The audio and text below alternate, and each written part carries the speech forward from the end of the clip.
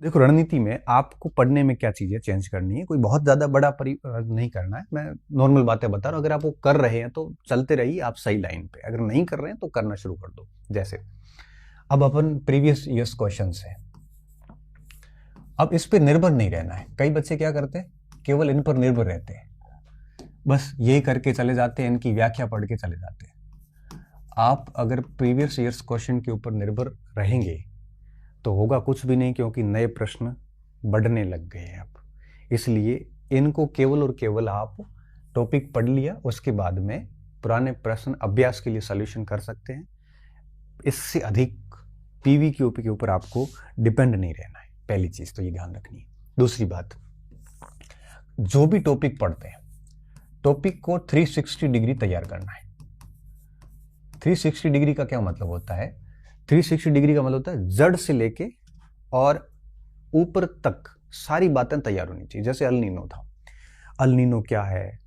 जैसे प्रशांत महासागर में अटलांटिक बोल दिया था मैंने शायद, हवाई द्वीप का, सॉरी, हवाई द्वीप उत्तरी प्रशांत महासागर में। अब प्रशांत महासागर के दक्षिण के अंदर, जो प्रशांत महासागर के दक्षिण में दक्षिणी अमेरिका के पश्चिमी भागों में जो अल नीनो घटित होता है, इसके कारण क्या है, ये फिनोमेनन है क्या, इसके प्रभाव क्या है, इसके परिणाम क्या है, इसके बाद क्या होता है, इसके समय क्या होता है, इस किस तरह से जलवायु को परिवर्तित करता है, अल नीनो मोडुकी क्या है, ला नीनो क्या है, इसके सारे कंसेप्ट को समझना है। ये 360 डिग्री है। जलवायु पढ़ रहे हैं, पश्चिमी विक्षोभ क्या होते हैं, मानसून का लौटना क्या होता है, रिट्रीट मानसून क्या होता है, मानसून का विच्छेदन क्या होता है, आगमन क्या होता है, सारी प्रोसेस समझनी है आपको। और ये पूरा मस्तिष्क में आप क्लियर करके पूरा माइंड से समझिए उसको। इतिहास पढ़ रहे हैं तो सारी चीजें समझिए उसको। जब भी कोई टॉपिक पढ़ते हैं तो मुझे लगता है आपको उस टॉपिक के बारे में गहराई से समझना चाहिए। मतलब कारण क्या है, कैसे हुआ, कहाँ, क्यों, कब, इन सब के आंसर ढूंढिए अपने आप से। आप एक ऊपर से तथ्य पढ़ के रट के आगे मत निकलिए। क्यों? क्योंकि इससे क्या होगा कि आप कर नहीं पाएंगे। आप उत्तर तभी कर पाओगे, जैसे एक प्रश्न आया कि एसडीजी का गोल संख्या 15, ऐसा कोई प्रश्न आया था। अब आप सोचिए कि एसडीजी अगर आप पढ़ के चले जाते कि एसडीजी है 17 लक्ष्य बस, तो प्रश्न नहीं कर पाते आप। जिनको 2030 तक फुलफिल करना है, 15 से लेकर 30 के बीच में 17 लक्ष्य है, 169 उपलक्ष्य है। हाँ, उसमें आपको ये भी याद रखना है कि जो 17 लक्ष्य है उसमें कौन सा किस नंबर पे है। अभी वही पूछा था एक। तो मोटे मेन जो है ना, वो लक्ष्य भी आपको पढ़ने हैं। उसके साथ साथ ये भी पढ़ना है कि एमडीजी क्या था, एसडीजी कहाँ से शुरू हुआ, एजेंडा 21 क्या था, और साथ में ओजोन परत को लेके भी याद करने हैं कि गली एग्रीमेंट क्या है, मॉन्ट्रियल प्रोटोकॉल क्या है, मॉन्ट्रेक्स क्या है। मानसून पढ़ते हैं, मॉन्ट्रेक्स का प्रश्न आया, भारत और रूस के बीच का जो अभियान है। तो मतलब जो भी टॉपिक पढ़ो उसको समग्रता से पढ़ो, उसको आधा अधूरा मत पढ़ो। और अगर समग्रता से पढ़ते हैं तो 4 फैक्ट जो आएंगे, कथन आएंगे, उसको आराम से आप फंसा लेंगे। इसलिए आप जो भी टॉपिक पढ़ते हैं वो टॉपिक आप 360 डिग्री तैयार करें। ठीक है, आप आधा अधूरा ना पढ़ें। कोशिश करें कि टॉपिक को कंप्लीट पढ़ें। पढ़ने के बाद में चिंतन करें, उस टॉपिक की पूरी स्टोरी क्रिएट करें दिमाग में कि कहाँ से कैसे। जैसे आपने देखा होगा, मैंने जब इतिहास पढ़ाया तो जैसे मौर्य काल भी पढ़ा ना, उसको मैंने कई भागों में बांटा। नोट्स में भी ऐसा ही है कि मौर्य काल के हम परिचय पढ़ेंगे कि स्थापना कैसी हुई, मौर्य कौन थे, कहाँ से आए थे, इससे पहले क्या था, पृष्ठभूमि क्या थी, इनकी स्रोत क्या है। फिर राजनीतिक इतिहास, उसमें राजा कौन से हुए, क्या उपलब्धि आई। फिर सामाजिक इतिहास, समाज कैसा था, अर्थ कैसा था, कला कैसी थी, संस्कृति कैसी थी, पूरा पोर्शन देखा उसको। अब क्या ऐसे बांट लिया ना, तो अब आप उसका चिंतन करिए कि कहाँ से क्या हो रहा है। जैसे इकोनॉमिक्स है, मॉनेटरी, आप इन्फ्लेशन पढ़ रहे हैं, इन्फ्लेशन के बाद पढ़िए कि महंगाई में, मुद्रास्फीति में क्या फर्क है, इन्फ्लेशन, डिफ्लेशन, डिसइन्फ्लेशन, और आपके रिफ्लेशन क्या होता है, स्टैगफ्लेशन क्या है, स्क्रूफ्लेशन क्या है, इन्फ्लेशन के कारण क्या है, इसकी टाइप कौन कौन सी होती है। जैसे मुद्रा लागत आधारित इन्फ्लेशन क्या है, महंगाई आधारित इन्फ्लेशन क्या है, इनबिल्ट इन्फ्लेशन क्या होता है, कॉस्ट बेस्ड क्या होता है, सप्लाई बेस्ड क्या होता है, डिमांड बेस्ड क्या होता है, सारा पढ़ लिया। फिर हेडलाइन इन्फ्लेशन क्या है, कोर इन्फ्लेशन क्या है, WPI CPI क्या क्या है, IIP क्या है, किस तरह से इसको ज्ञात किया जाता है, लैस्पराइसी फॉर्मूला कौन सा है, WPI के अंदर, बास्केट के अंदर कितनी चीज़ें हैं, कितने कैटेगरीज की गई है। अब आप उसको अगर कंप्लीटली पढ़ते हैं तो मुझे नहीं लगता कभी प्रश्न गलत होगा। जैसे अभी कोर इन्फ्लेशन और हेडलाइन इन्फ्लेशन का प्रश्न आया हुआ था, मैंने ये 2nd ग्रेड में पढ़ाया था, RS बैच में भी पढ़ाया था। तो अगर आप उसको इन्फ्लेशन को कंप्लीट तैयार करते हैं तो मुझे नहीं लगता कि वहाँ से प्रश्न है वो गलत हो सकता है। अब वो इन्फ्लेशन को पढ़ने के बाद में अगर आप पूरे इसमें इन्फ्लेशन की स्टोरी क्रिएट कर, थोड़ा वीडियो लंबा हो रहा है लेकिन चीज़ें खुद महत्वपूर्ण हैं, तो उसकी पूरी स्टोरी क्रिएट करते हैं, तो पूरा टॉपिक अगर आप सोच पा रहे हैं 2-5 मिनट में पढ़ने के बाद में, इसका मतलब फ्रेमिंग तैयार हो रही है, इसका मतलब आपने जो पढ़ा है वो आप मेमोरी रिकॉल कर पा रहे हैं, तो फिर प्रश्न गलत हो ही नहीं सकता। फिर आपको मजा आएगा ऐसे प्रश्नों को देख के जिसके 4 ऑप्शन दिए हुए, आपको एलिमिनेट करने में बड़ा आनंद आता है क्योंकि आपका कंसेप्ट क्लियर है। इसलिए कोई भी टॉपिक पढ़ें उसको 360 डिग्री तैयार करें। प्लस इसके अलावा देखिए, अब जितने भी वन लाइनर है, जैसे आप पढ़ते हो आजकल क्या है, ये वन लाइनर काफ़ी चलता है ना। वन लाइनर का मतलब एक लाइन लिखी हुई होती है, खाली तथ्य होता है, नीचे कोई स्टोरी नहीं होती है। इस वन लाइनर, दूसरों के शॉर्ट नोट्स, ठीक है, और YouTube के ऊपर जो आधा अधूरा ज्ञान होता है, वो आधा अधूरा टॉपिक, मैं तो कहता हूं इन सब से बचें। क्यों? क्योंकि वन लाइनर से आप बिल्कुल कुछ नहीं कर सकते। अब कई किताबें मार्केट में वन लाइनर आती है, एक लाइन में एक फैक्ट होता है, उसके पीछे की कोई कहानी नहीं पता। ये लिखा हुआ है कि बृहदारण्यक उपनिषद के अंदर गार्गी और याज्ञवल्क्य संवाद है, छांदोग्य उपनिषद के अंदर श्वेतकेत आरुणि उद्दालक और श्वेतकेत की कहानी। अगर अंदर से पूछ लिया तो क्या करोगे? मतलब मेरा ये है कि वन लाइनर से आप एक तथ्य रट सकते हैं, लेकिन विश्लेषणात्मक प्रश्न का उत्तर नहीं दे सकते। एक ही प्रश्न में 6 तथ्य डाल दिए तब आप उत्तर नहीं दे सकते, और वन लाइनर याद करने में बड़ी मुश्किल होती है। शॉर्ट नोट्स आप दूसरों के मत पढ़िए। दूसरों के शॉर्ट नोट्स पढ़ोगे तो क्या होगा कि दूसरे व्यक्ति शॉर्ट नोट्स का मतलब होता है तथ्य डाल देता, बाकी चीजें छोड़ देता है। अगर आप दूसरों के शॉर्ट नोट्स पढ़ेंगे तो होगा क्या? होगा ये कि वो तथ्य आपको देखने के बाद पीछे की कहानी पता नहीं होगी, तो आप डेस्क्रिप्टिव प्रश्न डेफिनेटली नहीं कर पाएंगे। मतलब जो एनालिटिकल प्रश्न होता है आपकी रेंज से बाहर होता है। शॉर्ट नोट्स आप खुद के बना सकते हो, किताब पढ़ के अच्छे से बना सकते हो, लेकिन दूसरों के शॉर्ट नोट्स कोई काम के नहीं है। ठीक है। तीसरी बात, आधा अधूरा ज्ञान हमेशा हानिकारक होता है। वो आपको फैक्चुअली भी गलत करवाएगा और एनालिटिकल प्रश्न भी आपको गलत करवाएगा। उससे कभी भी आपका कंसेप्ट क्लियर नहीं होगा, और जब तक कंसेप्ट क्लियर नहीं होगा तब तक आप हर बार बदलते पैटर्न को कभी भी आप उसको पहुंच नहीं पाओगे। तो बेहतर है कि इन चीजों से बचें। उसके स्थान पे आप अवधारणाओं को मजबूत करें, किसी भी टॉपिक का कंसेप्ट मजबूत करें। मैं आपको बताऊं कि जब जैसे मैं पढ़ाता हूँ, मैं इकोनॉमिक्स, ज्योग्राफी पढ़ाता हूँ, हिस्ट्री पढ़ा लेता हूँ, कंसेप्ट बहुत मजबूत होना जरूरी है। भूकंप पढ़ते हैं तो आपको पता होना चाहिए कि प्रत्यास्थता एनर्जी क्या होती है। भूकंप पढ़ते तो पता होना चाहिए कि आपके भूकंप की टाइप कौन कौन सी है। आपको पता होना चाहिए कि भूगर्भीय तरंगें कौन सी है, बाहरी तरंगें कौन सी है, किसकी आवृत्ति कैसी है, किसका वेवलेंथ कैसा है। वेवलेंथ ज़्यादा होगी तो आवृत्ति कैसी होगी, आवृत्ति ज़्यादा होगी तो वेवलेंथ कैसा होगा, कम आवृत्ति वालों का प्रभाव कैसा होता है, अधिक आवृत्ति वालों का प्रभाव कैसा होता है। आपको ये सारी चीज़ें दिमाग में रखनी पड़ती है। अगर कंसेप्ट, अवधारणा मजबूत है आपकी, तो आप प्रश्न का उत्तर गलत कर ही नहीं सकते। अगर अवधारणा कमजोर है तो अंदर से बड़ा कमजोरी सा फील होता है, कॉन्फिडेंस कभी नहीं आएगा। इन चीज़ों में कभी कॉन्फिडेंस नहीं आता। कॉन्फिडेंस कब आता है? जब आपका टॉपिक, कंसेप्ट बेहद क्लियर है। और अवधारणा कब मजबूत होती है? अवधारणा तब मजबूत होती है या तो आपने पुस्तकों से पढ़ा है,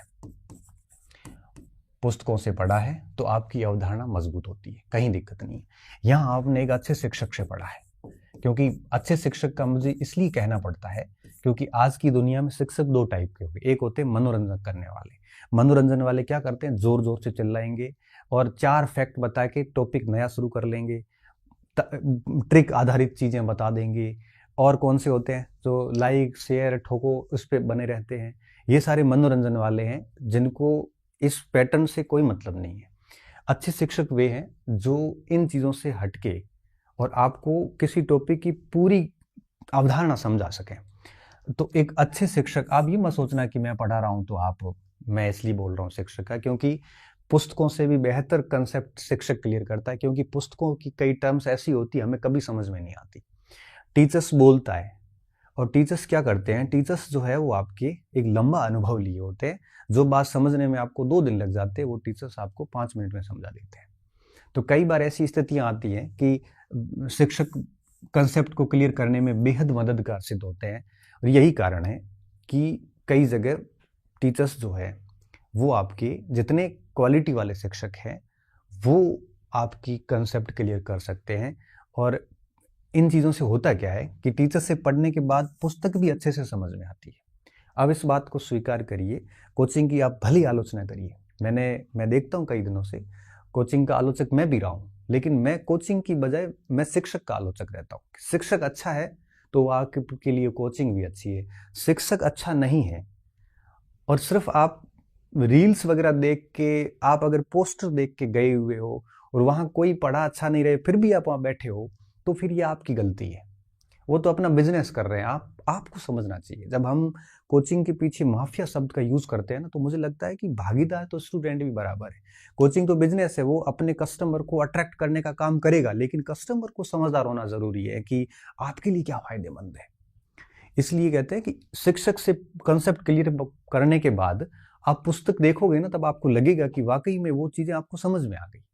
और कुछ तो सब्जेक्ट ऐसे हैं जहां टीचर से पढ़ना ही पड़ता है, और अगर टीचर से वो बच्चा नहीं पढ़ता जिसने 11th क्लास, 12th क्लास और पूरी कॉलेज पढ़ाई बड़े तरीके से प्रोफेसर्स के अंडर में की हुई है, मूल किताबों से पढ़ा है, उसको मुझे लगता है कि बाद में शिक्षक की आवश्यकता नहीं होती, क्योंकि उसने 5 साल शिक्षकों के साथ रह लिया। जिस बच्चे ने कॉलेज में मास्टर का शक्ल भी नहीं देखी, जब कॉलेज में आपने किसी प्रोफेसर से पढ़ाई नहीं, तब आपको आगे जाके शिक्षकों की आवश्यकता रहती है। वो आपके कंसेप्ट को क्लियर करते हैं। टीचर्स इतना नहीं तथ्य नहीं दे पाते, क्योंकि इतना तथ्य देने शुरू कर देते तो कोर्स भी पूरे नहीं होते, मगर वो मुद्दों की पकड़ आपको करवा देता है, समझ विकसित कर देता है, जिससे कि आप किताब भी अच्छे से पढ़ सकते हो। तो कंसेप्ट को मजबूत करने के दो ही तरीके हैं, तो मूल पुस्तकों से पढ़ो, और या फिर आप शिक्षकों से पढ़ो, या शिक्षक से पढ़ के साथ में पुस्तक पढ़ लो, कहीं दिक्कत नहीं आती है, बड़े आराम से आप चीजें कर लोगे। ठीक है, तो अवधारणाओं को मजबूत करना यहाँ पे बहुत ज्यादा जरूरी है, तब जाके चीजें होती है। चौथा काम क्या करना है, आप सिलेबस को 100% पढ़िए, 100% सिलेबस पढ़िए। ठीक है, छोड़िए मत, याद कितना हुआ ये अलग बात है, लेकिन मुझे लगता है कि कोई भी टॉपिक, कई बार हम 4 टॉपिक छोड़ देते हैं और उन टॉपिक से बड़े सिंपल से प्रश्न आते हैं और हम उसको गलत करके आ जाते हैं। इसलिए मेरा ये मानना है कि हमें ध्यान रखना है कि सिलेबस पूरा पढ़ के जाइए। अच्छा, जहां से अच्छे प्रश्न आ रहे हैं उसको बड़ा गहराई से पढ़िए। जो आपके बेहद कमजोर है, आपको समझ में बिल्कुल नहीं आते हैं, उनको भी आप ऊपरी ऊपरी तौर से पढ़ के जाइए, ताकि वहां से कोई सिंपल प्रश्न आया तो आप आराम से उसको कर लोगे। और अगर आप उसको ये कह के छोड़ दोगे कि पता नहीं यहाँ से कैसे प्रश्न आते हैं, ये मेरे से नहीं हो पाएगा, 2 प्रश्न छोड़ दूंगा, ऐसा मत करिए आप। क्यों? क्योंकि कई बार हम जो टॉपिक छोड़ते हैं वहां से इतना सरल प्रश्न आता है, फिर दुख होता है कि यार काश थोड़ा पढ़ के जाता तो ये प्रश्न तो किया जा सकता था। इसलिए 100% सिलेबस को है वो तैयार करिए। और क्या रणनीति चेंज करने हैं आपको, और आपको यूं कहिए कि बड़ा सक्रिय दिमाग रखना है, एक्टिव माइंड रखना है। सक्रिय माइंड रखने से क्या होता है, जब भी हम पढ़ते हैं तो हर लाइन में, हर पैराग्राफ से हमारा दिमाग एक्टिव होना चाहिए कि यहाँ से कौन सा प्रश्न बन सकता है। जब भी एक पार्ट पढ़ा, जैसे पैराग्राफ पढ़े, 4 लाइन्स पढ़ी, 4 लाइन पढ़ने के बाद लगना चाहिए यार इसमें क्या प्रश्न बन सकता है। माइंड एक्टिव है तभी वो चीजें होगी, और वहां अंडरलाइन करिए कि यार ये सवाल यहाँ से निकल सकता है। इसलिए कहते हैं कि उसको आप बढ़िया तरीके से आप बढ़ाइए, अंडरलाइन करिए और उसको समझिए कि यहाँ से सवाल बन सकता है। इस तरह से आप एक्टिव माइंड के साथ पढ़ोगे ना, तो पूरा चैप्टर होते होते आपको पता चल जाएगा कि यहाँ से ये 12-15 सवाल बन रहे हैं। तो फिर आपका दिमाग हर पैराग्राफ के साथ प्रश्नोत्तरी करेगा, और हर पैराग्राफ के साथ जब प्रश्नोत्तरी होती है तो आपकी अप्रोच भी परीक्षक के अप्रोच के बराबर आ जाती है, फिर दिक्कत ही नहीं आती, बदलते पैटर्न को आप आराम से चेंज कर लोगे। इसलिए कहते हैं कि माइंड का एक्टिव रहना बहुत ज्यादा जरूरी है।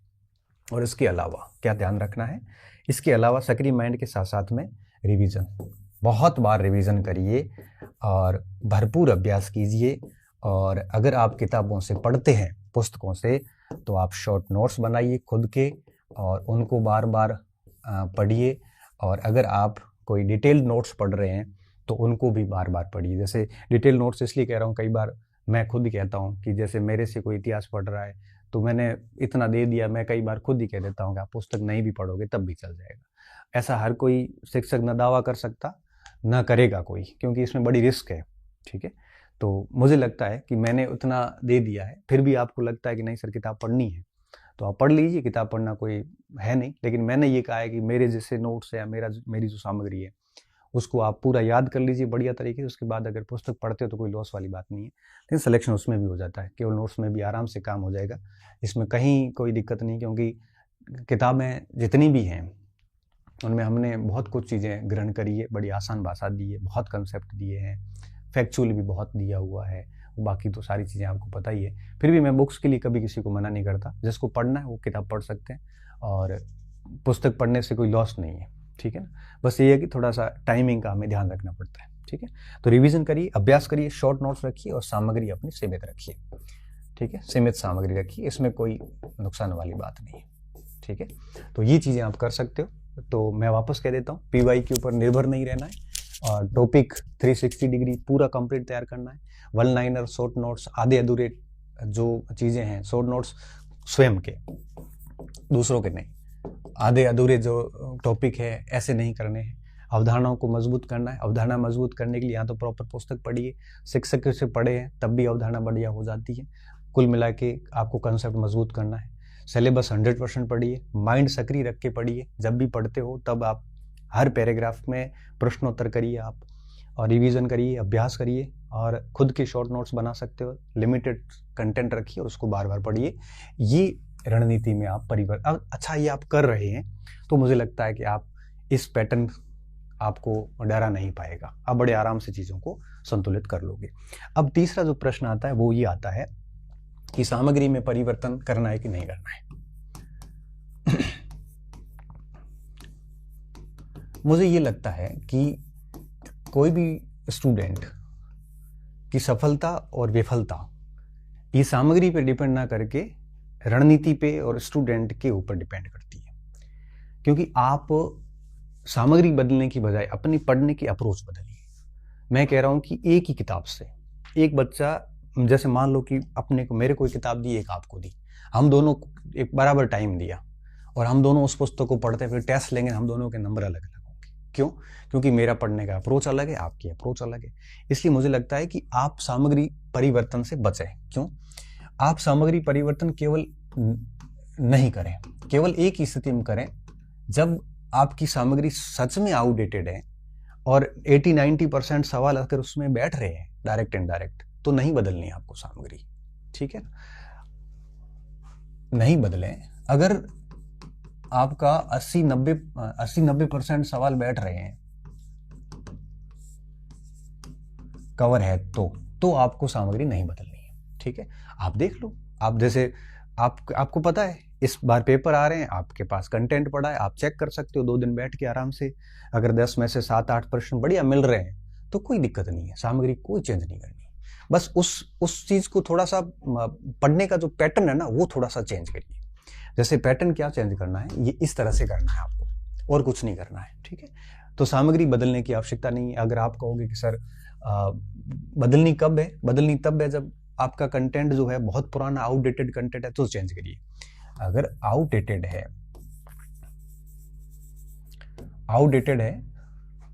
तो बदलिए आप, तो चेंज करिए। आउटडेटेड का मतलब क्या है? जैसे पुराने कोचिंग सेंटर्स के नोट्स पड़े हैं, अभी पता नहीं कब के लिखे हुए हैं, उनमें से सवाल तो आ नहीं रहे, तो चेंज करो। फिर उसके अच्छे स्थान पे कोई गाइड ले लो, कोई बुक्स ले लो, चेंज कर दो।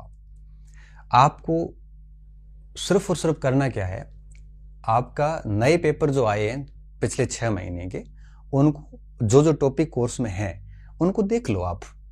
वहां से अगर आपको 10 में से 8-7% मिल रहे हैं तो चेंज करने की आवश्यकता नहीं, भले किसी भी कोचिंग के नोट्स हो, चाहे मेरे भी हो।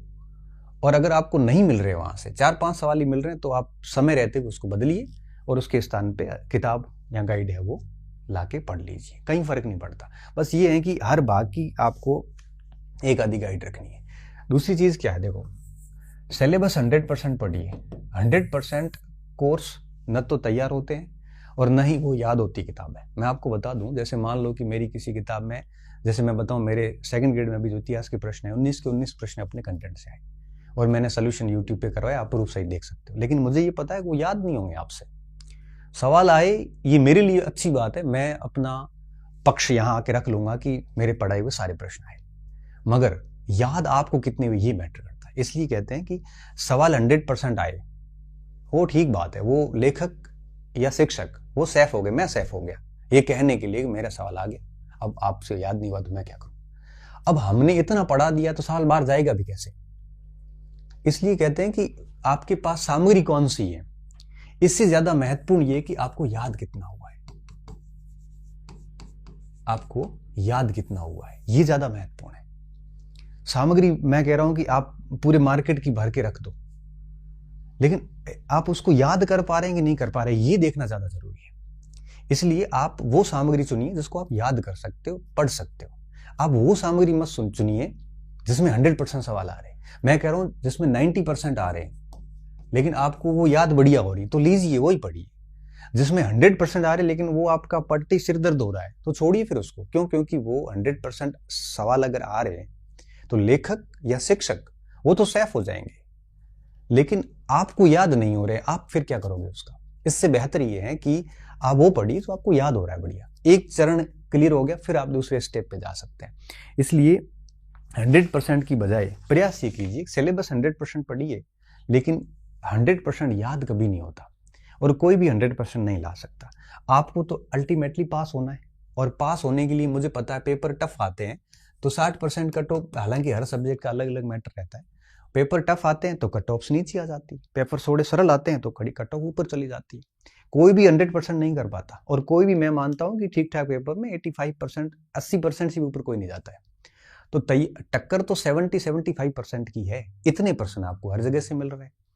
इससे अच्छा है कि आप है वो ऐसी सामग्री लीजिए जो आपको याद हो रही है, चाहे वो नोट्स हो सकते हैं, डिटेल्ड नोट्स, शॉर्ट नोट्स नहीं, वो गाइड्स हो सकती है, वो किताबें हो सकती है, सारी एक ही है। मैं तो ये मानता हूँ आप किसी को भी प्रेफर कर सकते हो, आप जो बड़ी पुस्तकें हैं उनको पढ़ सकते हो, लेकिन ध्यान रखना उनको पढ़ने के बाद में आपको शॉर्ट नोट्स खुद के बनाने पड़ेंगे, नहीं तो परीक्षा के टाइम इन किताबों का रिवीजन नहीं होगा, और बिना रिवीजन ये किताबें परिणाम नहीं दे पाएगी। दूसरी बात, आप अगर कोई ढंग की गाइड भी पढ़ते हैं तो भी दिक्कत नहीं है। क्यों? क्योंकि गाइड में भी 70-80% गाइड से भी सवाल आ जाते हैं, लेकिन गाइड ठीक ठाक होनी चाहिए। गाइड के नोट्स नहीं बनते, ठीक है, गाइड के नोट्स की जरूरत नहीं रहती। अगर आपने कोचिंग करी है और कोचिंग के आपके नोट्स है तो आप उसके साथ रहिए, देख लीजिए, इन पेपर्स में मिला के देख लीजिए, नोट्स आपके पास है और पेपर आ रहे हैं वो आप चेक करते रहो। अगर आपको लगता है कि कोचिंग के नोट्स 80-90% सवाल दे रहे हैं तो उसको बढ़िया से रट लीजिए। अगर आपको लगता है कि ये याद भी आसानी से होंगे, अगर आपको लगता है कि ये 40-50% पे ही है तो आप पुस्तकों की तरफ चले जाइए। अल्टीमेटली यहाँ से तो सवाल आना ही है, और तो कहाँ से जाएंगे। अब ये बात मेरे पे भी लागू है क्योंकि नोट्स मेरे भी है। अब मैं ये नहीं कहूँगा कि मेरे नोट्स पर आप निर्भर रहिए, ये मैं इसलिए कह पाता हूँ क्योंकि मैंने इतना पढ़ाया, मुझे पता है। तो आप खुद चेक कर सकते हो पिछले जितने भी पेपर हुए हैं। हालांकि मैंने नोट्स जारी किए उसके बाद में ही 5 पेपर हुए हैं। संस्कृत का पेपर बाद में हुआ है, मैंने नोट्स पहले टाइप करवा दिए थे, वो लिखवा दिए थे, हैंड रिटन करवा दिए थे। पढ़ाया हुआ मेरे पहले ही पढ़ाया हुआ है, आपको पता है, सारे बच्चों को पता है। संस्कृत के बाद में हुए, सामान्य शिक्षा का प्रोफेसर भी पेपर बाद में हुआ, मैंने सारे सॉल्यूशन सहित करवा रखे हैं। आप खुद चेक कर सकते हो। आपको लगता है कि सर ये कंटेंट पर्याप्त है और प्रश्न आ रहे हैं तो उसको याद कर लीजिए, यहीं से काम हो जाएगा। इसलिए कहते हैं कि कंटेंट कौन सा आपके पास में, इससे ज्यादा महत्वपूर्ण है कि वो याद कितना है आपको। तो लिमिटेड कंटेंट रखिए और बार बार उसको है वो याद रखोगे तो चीजें हैं वो बढ़िया हो जाएगी। बाकी बदलते पैटर्न को लेके डरने की आवश्यकता नहीं है, बस कुछ इन चीजों का थोड़ा सा ध्यान रखोगे तो सारी चीजें ठीक हो जाएगी। ये छोटे छोटे परिवर्तन जो है हुए और ये एक हर समय में होते आए, पहली बार नहीं है ये, ठीक है। उम्मीद कर रहा हूँ मैंने सारी चीजें आपकी सोल्यूशन कर लिया होगा और मुझे बड़ा भरोसा है कि मैं सारी आपकी डाउट्स को क्लियर करने में सफल हुआ होगा। बहुत बहुत धन्यवाद विद्यार्थियों, अच्छे रहिए, मस्त रहिए और पढ़ते रहिए।